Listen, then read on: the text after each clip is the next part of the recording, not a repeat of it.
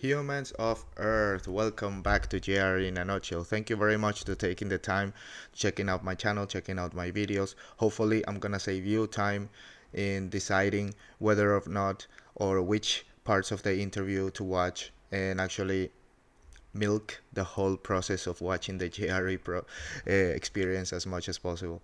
So today we have a actually very cool interview with Chris Willicks. As you all, if you know him, he's super funny and super cool and actually pretty smart, and his podcast is amazing. So yeah, every time he comes over, it's pretty cool interview. Today we have, like, in my opinion, what was the lightest of all of his interviews since he has been there, but still amazing. But before we talk about that, as usual, please don't forget to like, subscribe, and click on that bell, and tell your friends. Please share with whatever social media you use. We should be there and slowly expanding to others, to most underground ones, but the main ones, I think we're there. Cool. So let's start talking about the conversation that Chris Willicks had with Joe Rogan. They start talking about him moving into Texas. That should be a cowboy in theory.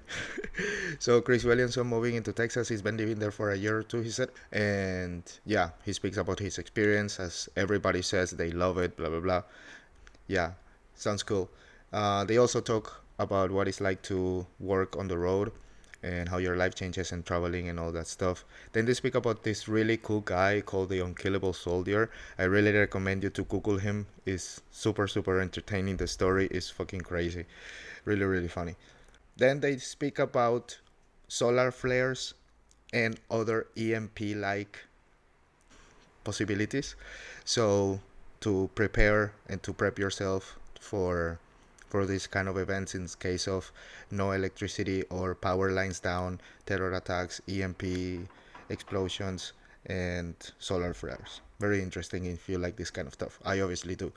Then they move to trans women in sports.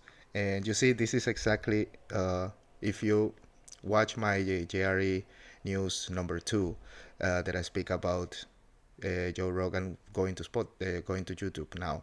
So it's impossible. This kind of conversation, like all 4 conversations this week, would be striked, would be banned, would be canceled. I don't know how they're gonna do that, but yeah, if you watch that episode, then I give my analysis on how they planning to do that. I hope you like it. Then they speak about Biden and of course a lot about the elections now in 24. How it's gonna be realistic that Biden is gonna run. I don't see it. And they finish with one of the most important topics nowadays, censorship, that I always support and I think we should constantly talk about because it's very scary what they are planning and what's coming. So yeah, pretty cool conversation. 4 nuts I would give it. So yeah, it was a fun conversation with Chris. Well, it's always cool when he comes over. Thank you very much for checking out today's episode. And yeah, I'll see you next time. Peace.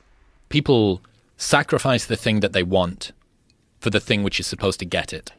So a lot of the time, we will sacrifice happiness in order to be able to achieve success, so that when we finally have enough success, we can allow ourselves to be happy. So you sacrifice the thing that you want, which is happiness, right, for the thing which is supposed to get it, which is success. Yeah. And it's a super common pattern amongst high performers. You know, they grow up and maybe their parents have high standards for them. And they say that the subtext is that love is contingent on what I can bring to the world. And growing up, this person internalizes the lesson.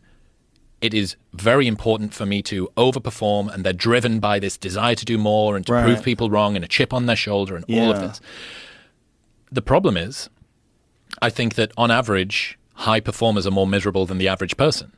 I think that more people are driven by fear and anxiety and a desire for validation and to prove themselves to the world and a desire for acceptance than some perfectly balanced, optimal, loving, I just want to make life the best that I can. That's not to say that there aren't people like that, but I think on balance, most people are driven by that fear of insufficiency, and they're hoping that the next thing is going to be the answer.